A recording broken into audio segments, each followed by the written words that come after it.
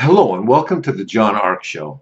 Today's episode is called Jobpocalypse. Recent events have caused a jobpocalypse as the unemployment rate has skyrocketed. We're going to show you how to increase the odds of finding a job in a marketplace like this. Before I begin, I want to encourage you to subscribe, like, follow, and comment on the show, as well as to tell you about HollywoodIsCalling.com. It is a company which allows you to purchase live calls with more than 100 celebrities. And it's a great way to buy a gift for somebody you know or for yourself. A live 15-second call with your favorite movie star is $19.95, and a live 30-second call with your favorite star is $29.95. So give it a try. It's a lot of fun. It's called HollywoodIsCalling.com. Now let's get started. The unemployment rate is at almost 15%, and many people believe that it may climb to 25 or 30% in the near future. If you're out of work or you're not sure if you'll get your old job back, what can you do to increase the odds of finding another job? We're going to give you some tips and suggestions designed to help you. Some of these are short-term strategies and some are long. What's important is that you remain determined and persistent to achieve your goal. Don't just go online and apply for 100 jobs and hope that something will happen, because people are doing that every day and getting zero results in this economy. You have to take both the conventional approach as well as try things in a unique and creative way designed to increase the odds of drawing attention to yourself and getting noticed for a job interview. The first step is to scrub your social media. Before you do anything else, scrub all your social media accounts, sanitize them, and clean them up. Remove anything inappropriate language, photos, political commentary, any of that. Get rid of it. Get rid of anything that might offend someone you want to give you a job interview at some point. No matter how strongly you feel about a particular viewpoint that some people might feel is a bit controversial, get rid of it. Eliminate it from your account. Are there arguments on your social media accounts? Clean that up as well. The purpose of social media is not to get attention. It's to get the right kind of attention from the right kind of people in the right circumstance. Remember that. That is the key. The next thing you want to do is to lay a foundation by employing some conventional job search techniques. That means applying for jobs on the best search engines online. Now, the top 5 job search engines are Indeed, LinkedIn, CareerBuilder, Monster.com. We're going to tell you some of the pros and cons of each of these sites. Before you use any of them, I want you to create a new email account and make it the only one that you use for any of these job searches.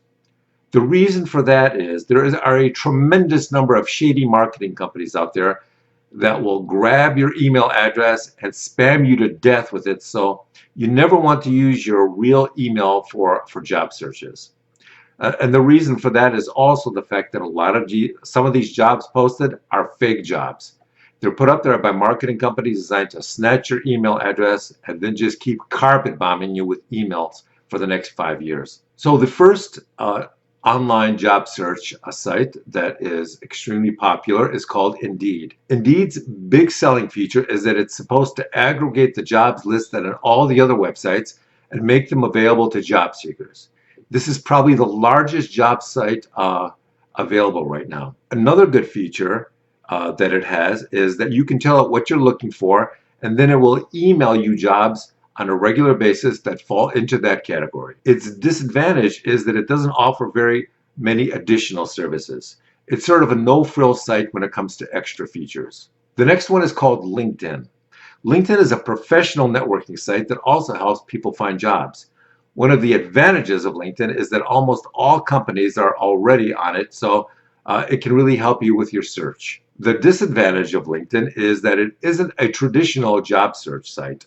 It's more of a networking site that also provides job searches. The problem with that is that a lot of companies that are on there don't want their competitors to know what kind of projects they're hiring people for. So they don't put their job postings on there. They'll put their job postings on some of the other job sites. The next one is Monster. Monster is one of the best known job sites on the internet. It has a lot of unique and powerful features that make it very helpful.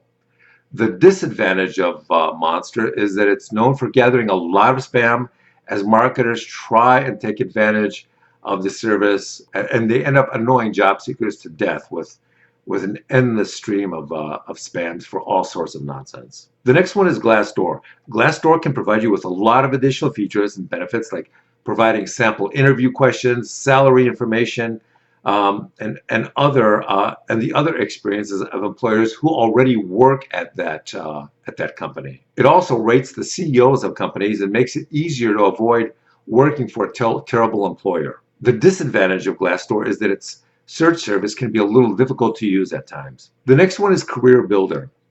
This is a large website that can be very helpful.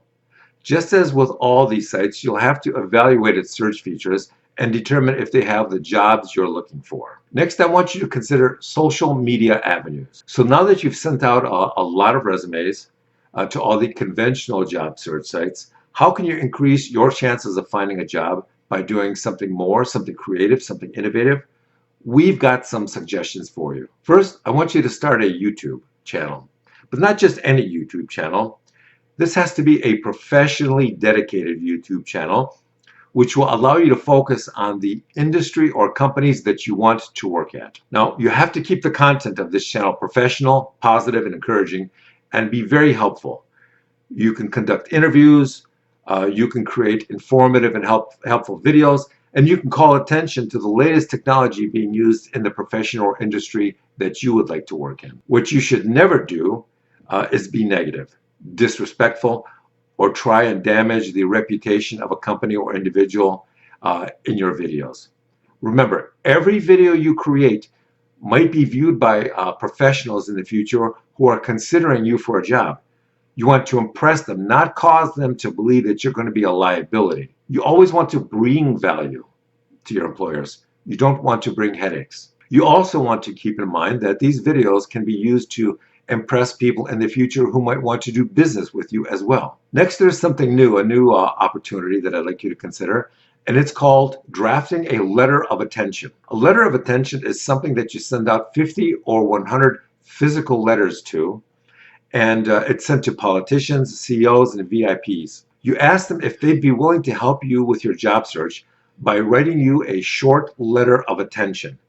Don't ask for a letter of recommendation, because you won't get that from somebody who doesn't know you. Why would they give you a letter of recommendation? But what you can do is ask for a letter of attention in which the VIP says that you contacted them and asked them for help, and that the VIP checked out your resume, social media page, and accomplishments, and decided to try and help you find a job by writing this letter of attention on your behalf. The intent is to try to help you get noticed by prospective employers and to encourage them to give you a shot at an interview. When you send out these letters of attention, make sure to include a copy of your resume for the VIP to review, as well as your list of social media pages. You can also include a self-addressed stamped envelope for them to return your letter to. Make sure to tell them how much you respect their achievements and thank them in advance for any and all assistance they might be able to render with your job search. Now, the next strategy I want you to keep in mind is to target small and mid-sized businesses. Don't just target Fortune 1000 companies with your job search.